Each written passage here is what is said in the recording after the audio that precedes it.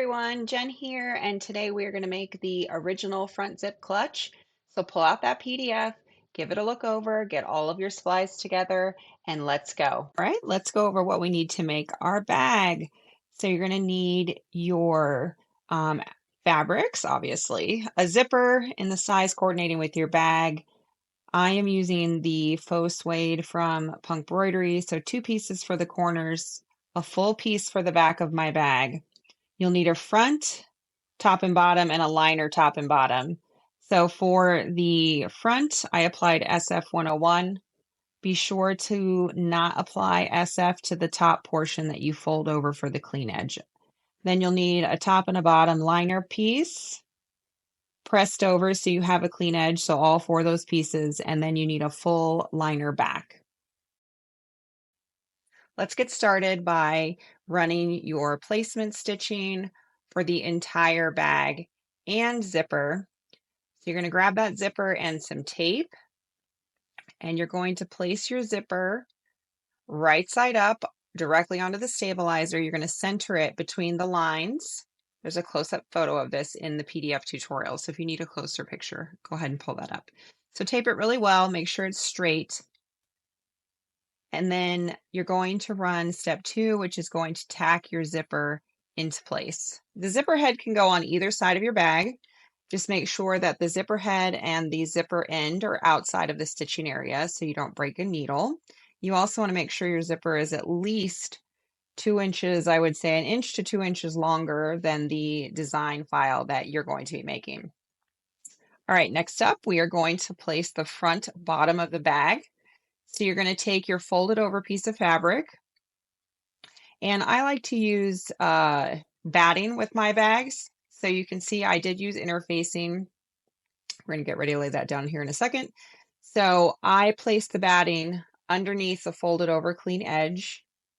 And again, I don't put interfacing on that top fold over so you don't have double interfacing. So see, that area is clean of interfacing. I place the batting, then fold over the clean edge. Then you're going to take the clean edge and you're going to line it up just below the zipper teeth. Make sure it covers all of the placement stitching. And you're going to run step 3, which is going to tack this into place. Now, I just hold this, but you can tape it into place. I just find that it's easier for me to hold it so that way the fabric stays straight along the zipper. So here it goes. It's tacking it down.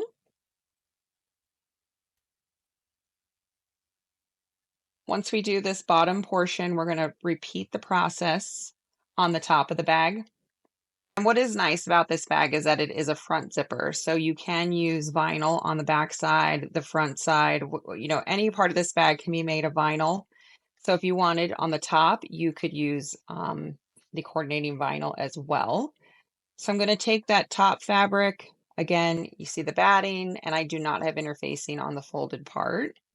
You're going to place the clean edge to the top of the zipper, hold that into place, and then you're going to tack that down, which is step, what are we at, 4 now?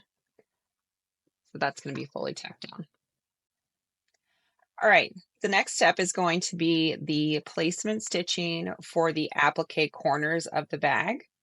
Now this bag has some different options, so make sure you choose the bag that you want to create. We are doing the fully enclosed zipper bag with bean and with satin stitching. So the next step is going to tack your applique pieces into place. And again, I'm using ultra suede.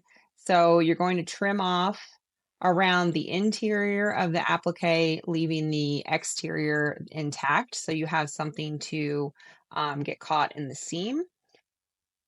So you're going to go ahead and run the blanket stitching, which is a decorative stitch. This option has a decorative stitch. The bean only option just has a bean stitch that tacks down the corners, and it will have a raw edge. So again, make sure you pick the right option for you. It also comes in fully enclosed seams and then exposed seams. So exposed seams does not have any liner whatsoever. So make sure that you're picking fully enclosed versus exposed seams. So you see here, the next step is the satin edging going around the applique. So we had the blanket stitching and now the satin stitching. After you finish that, you take it off the hoop here and you're going to flip it over to the back side. And you'll see right here, I'm marking the zipper line so you can see it a little easier. There is a photo in the PDF tutorial. So you're going to trim out the poly mesh away from your zipper so you can get it open. If you use tear away, which you can just go ahead and skip this step and you can pull it out when you're all finished. So next you're going to take your liner for the bottom portion of the bag. You'll see the folded clean edge. You're going to line that up just above the zipper tack down line with the right side facing you so you can see the right side. And you're going to tape this into place really well. Again, make sure the fabric is, you can see the right side of the fabric. Also, liner pieces always go on the underside of the hoop, not the top. So that's a pro tip. So anytime you're with liner pieces of any sort, they always go on the underside of your hoop. So once you have it taped into place, I have a little extra, so I'm going to go ahead and trim that off so I can get it back on my machine. You're going to place your hoop back on the machine and you're going to go ahead and run. I don't know what number we're on at this point, but you're going to tack your liner into place, which is basically repeating the step that you did to tack the bottom front of your bag down.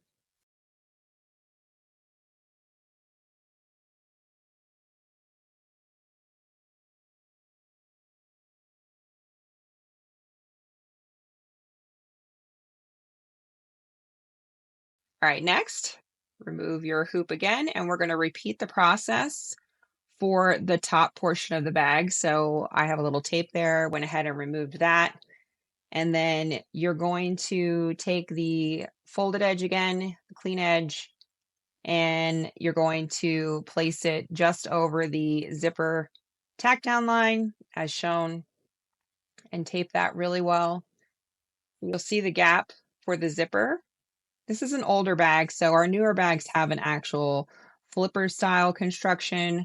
So all of our older bags are constructed this way for the liner pieces. So if you've not made any of those, this is how we do that. And now we have the flipper style. So once you have this all taped together, you're going to go ahead and return your hoop to the machine. And you're going to run the next step to tack your liner into place.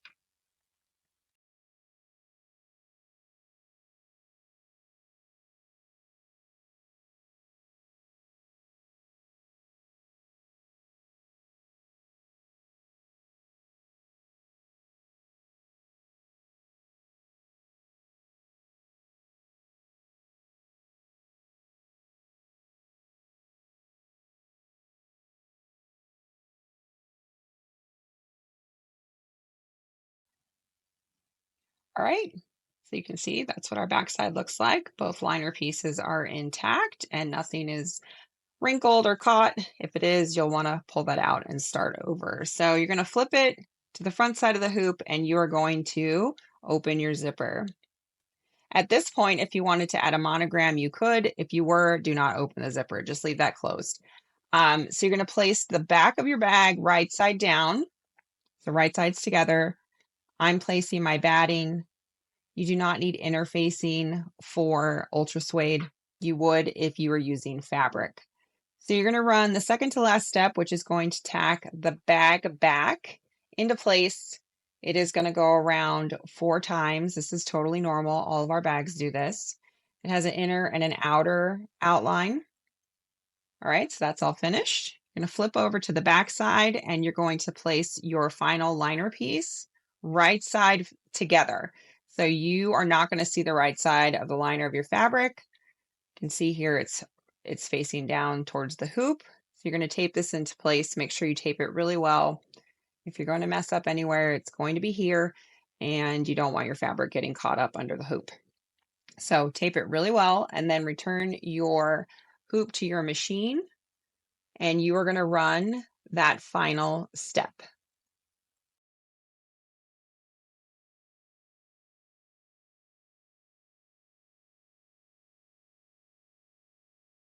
All right, now that you're all finished, none of the fabric is caught up, does not need to be redone. You're going to go ahead and remove your project from the hoop.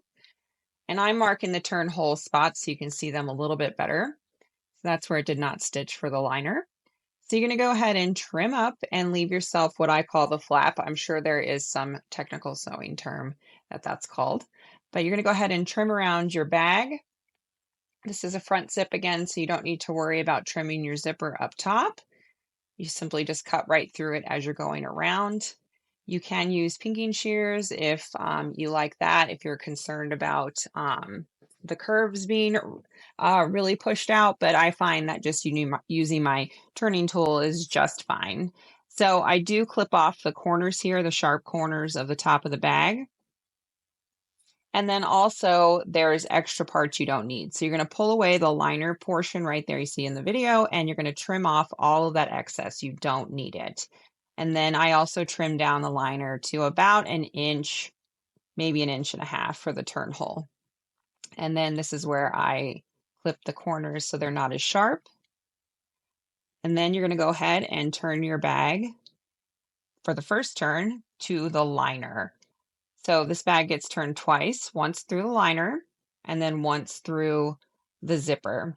So you're going to want to get your turning tool.